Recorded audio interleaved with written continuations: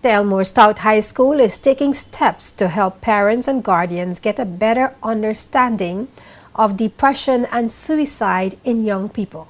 The school plans to host a session on that topic on Thursday, March 5th on the school's campus. The session, titled Understanding of Depression and Suicide in Young People, will be facilitated by Brenda Foy from the Community Mental Health Unit. There have been at least 3 cases of suicidal deaths in the Virgin Islands within recent times. An assistant principal for pastoral affairs at Elmore Stout High, Donna Klein, says there is need for more proactive measures. We have to start to be proactive in the BVI. We can't wait until something happens to react. And not to call any names, we had lost someone we cared about, one of our students, to suicide. And then we had, unfortunately, it wasn't any secret, stories of maybe 1 or 2 others contemplating it. And talked with them and shared with them and gave them love and realized we as professionals, whether you're educator or not, adults, we really need to be more mindful and keen to what our young people are going through. And after speaking with Miss Brenda Foy, thank God for her, we said let's put something on for the parents also. I am the principal of a professional development, so I knew that I would definitely have them in, the professionals from mental health department, to speak to the teachers.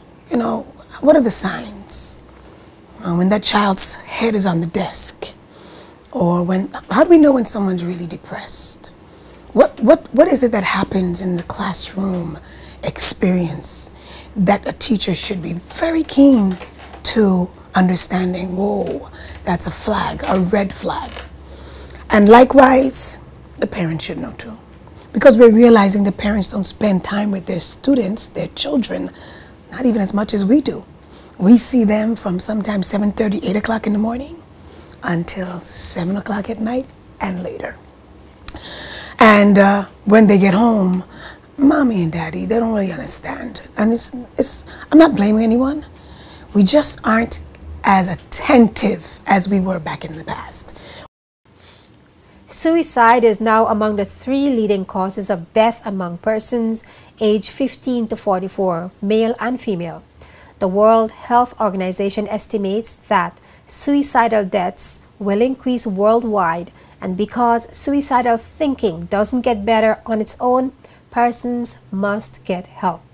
According to the BVI Youth Health and Sexuality Report in 2012, an alarming 62% of young people considered suicide and have made a plan about how to kill themselves. The study also revealed that 73% of girls were more likely to contemplate suicide compared to 51% of boys. School psychologist Brenda Foy and psychiatrist Dr. June Samuels spoke on the issue of depression and suicide on a recent episode of Spotlight. Over the last 3 or 4 months, certainly at People's Hospital, we've been seeing more young persons presenting who have attempted. We've had situations arising where we're having to respond to groups of young people who are engaging in self-injury type behaviors, so self-cutting. Really? Yes, yes. High number. And within that population group as well is the issue of substance abuse. So there's alcohol use that's going along with that. Of course, marijuana, which young people experiment with. And the common theme with all of the cases, of course, is some sort of chaos going on in the children's lives. Okay, so whether it's chaos at home, chaos at school, chaos within the community, essentially our young people are not feeling safe and secure, and they're having to deal with a lot of challenges within the society, within their world. It could be a lot of social issues that they're dealing with. They could have been bullied. You hit on a few earlier. They could have been bullied from youth, from elementary school, and it continue on through high school, or it continue through their life, you know. So it could be that. It could be the divorce issues that they're dealing with. where, you know, there's a lot of strife between the parents. It could be where they feel they're not getting enough attention from the parents, whether it be the mother, father, or both. It could be stress. Stress from the workload that they have in school, where there might be expectations that they're not able to meet up to. So a lot of them feel that they're not being heard. So they're trying to talk to their parent or whomever, you know, and they're not listening. When asked about potential causes of depression within the school environment, pastoral principal at Elmore Stout High, Donna Klein, listed abuse, cyberbullying on social media, and disregard for others as some factors. Cyberbullying. I mean, besides verbal abuse, because people aren't nice like they used to be. Sorry, BVI. We're not nice to each other like we used to be. We don't say good morning, good afternoon, how are you doing? We're not as concerned as we used to be. You know, everybody's doing their own thing, coming and going, seeing something that's not right, but not speaking to it, turning a blind eye, a deaf ear, you know, being too busy to bother with it. That's she always like that. And that shouldn't be. So what's happening is, I believe, is a cyber. You see Facebook? I'm not knocking it, but Lord, they could hurt each other on that thing. Pictures, sayings, accusations, right? So I'm not knocking it. I'm just saying that's sensitive children are getting hurt. They're being teased. And besides cyberbullying, everyday bullying.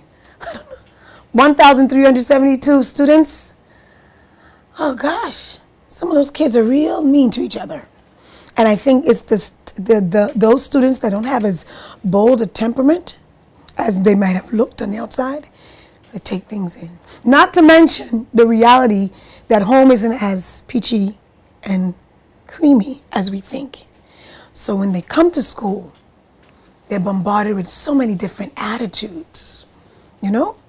And it's from their classmates, you know. I mean, I could get real technical, but a lot happens when you come together as a group, so many people, and people's feelings are not really taken into consideration. Parents and guardians can attend the educational session on understanding depression and suicide in young people on Thursday, March 5th at the school campus starting at 5 p.m. in lecture room number 2. The session will be facilitated by Brenda Foy from the Community Mental Health Unit. You can also watch the entire Spotlight interview on depression and suicide with Brenda Foy and Dr. June Samuel on our website jtvlive.net, as well as Spotlight's Facebook page.